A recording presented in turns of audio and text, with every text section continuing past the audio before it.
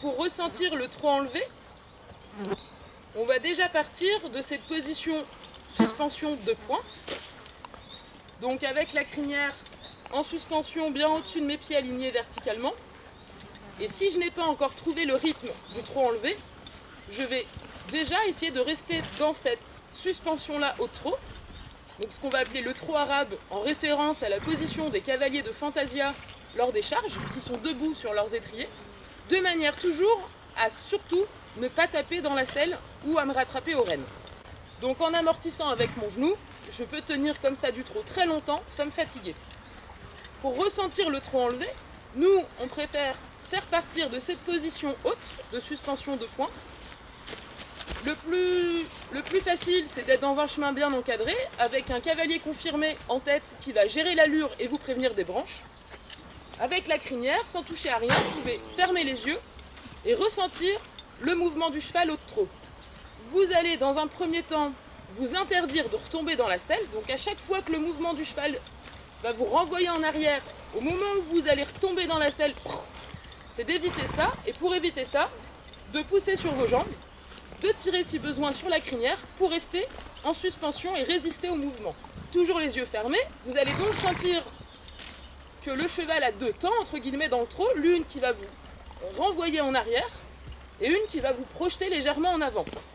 Donc comme en Aikido, on va non pas utiliser la force et l'énergie de l'adversaire, mais du partenaire en l'occurrence, pour s'aider à accompagner ce mouvement.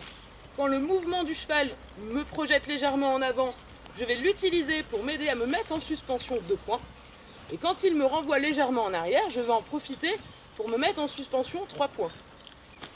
Et les yeux fermés, c'est le meilleur moyen de trouver le rythme du cheval, toujours dans l'image de la danse qu'on a déjà évoquée. C'est le cheval qui nous donne le rythme, et nous, en tant que bons cavaliers, justement, dans cette danse, on va l'accompagner en utilisant son mouvement et en se laissant guider. Je peux éventuellement utiliser d'autres moyens pour trouver le trot enlevé. Si je suis plutôt visuel, je peux par exemple regarder l'épaule de mon cheval, que ce soit l'épaule gauche ou droite, puisqu'on sera plutôt sur une ligne droite en extérieur. Je choisis une épaule. À chaque fois que l'épaule avance, je vais me mettre en suspension. Quand elle recule, je vais me rasseoir. L'inconvénient, c'est que ça me donne un peu une position comme ça, alors qu'on cherche plutôt à être bien droit. Je peux également compter 1, 2, 1, 2 pour me donner le tempo de 1, 2, 1, 2. Dans l'idéal, il faut même mieux, quand je débute, que quelqu'un me donne le tempo, parce qu'on imagine bien qu'entre un trot lent ou rapide, le tempo va être très différent, et qu'il faut que je me synchronise complètement avec mon cheval. Et nous, comme on a une approche plutôt sur le ressenti du mouvement du cheval, on privilégie plutôt de le ressentir les yeux fermés en accompagnant, mais tous les moyens sont bons.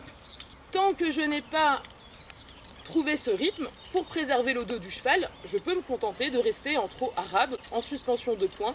À terme, il est vraiment important qu'un cavalier maîtrise le trot enlevé. Cela va l'aider à améliorer énormément son équilibre et à fixer son bas de jambe. On a tendance à toujours trotter sur le même diagonale. Quand on n'est pas sur un cercle dans un manège, on a un diagonal préféré, inconsciemment. Donc quand j'y pense, c'est bien de changer de diagonale pour les cavaliers plus confirmés, donc de changer l'épaule sur laquelle je trotte. Si je me levais quand l'épaule droite avance, cette fois je vais me lever quand l'épaule gauche avance. Cela permettra de ne pas surcharger toujours le même côté de mon cheval.